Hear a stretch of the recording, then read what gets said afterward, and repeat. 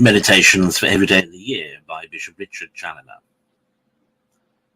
EMBER-WEDNESDAY in Lent. On a further examination of the soul. Consider first that we must also examine the state of our souls as to hidden sins, as to such sins as we may be guilty of in others. For in these kinds many are guilty of great disorders, while they flatter themselves that all goes well with them.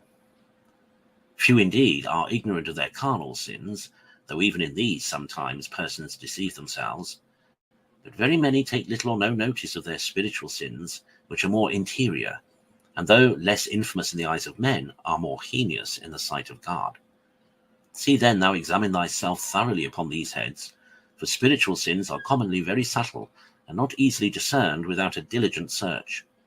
Nay, sometimes such as are the most guilty will not believe themselves guilty of them. These spiritual sins are one of 5 kinds: pride, covetousness, envy, secret malice, and spiritual sloth. Look into them one by one, and if thy self-love will suffer thee to be impartial in thy search, in all probability thou wilt find thyself more guilty than thou art aware of. Consider secondly, in particular, how full thou art of thyself, how fond of everything that flatters thee, how presumptuous of thy own sufficiency, how apt to compare thyself with others in thy thoughts, and to give thyself the preference, how apt to despise others, how unwilling to suffer any reproof or contradiction, how ready to swell with indignation upon every trifling opposition or contempt, how apt to break out into a storm upon every supposed affront, how much concerned at what the world will think or say of thy performances, how much more solicitous for thy worldly honour than for the glory of God. And what is all this but an unhappy pride, which is laying waste to thy soul and corrupting its very vitals, whilst thou art not sensible of it? See also, as to covetousness, whether the love of the mammon of the world does not reign in thy heart.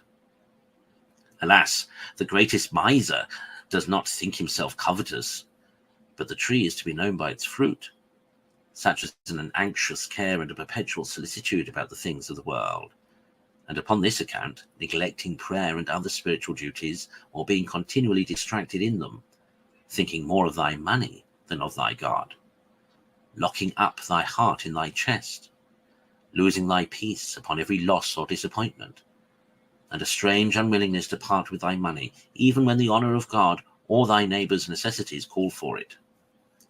See if nothing of this be thy case. See if thou art not more afraid of losing thy worldly substance than thy God. If so, thou art not in the way to heaven.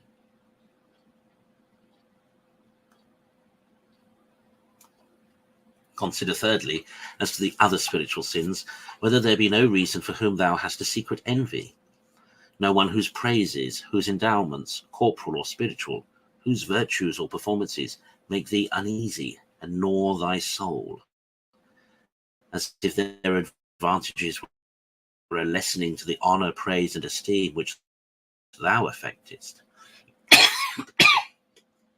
Oh, how common is this mortal crime! And how many detractions and other evils does it produce, and yet how many take very little notice of it? Is it not thy case? Then, as to secret malice, rancour, and hatred, how dost thou stand affected? Look well into thyself, for here again we are too apt to deceive ourselves. But we must judge of the tree by its fruits, that is, by our way of thinking, speaking, and acting with relation to our supposed enemies.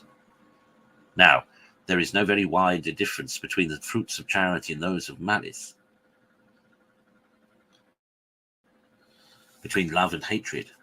And as to spiritual sloth, which is a clog upon the soul, infinitely opposite to the love of God, to the spirit of prayer, to a due care in frequenting the sacraments and other duties, is not this also a most common evil, which frequently amounts to a mortal sin, and yet how seldom do lukewarm souls take notice of it?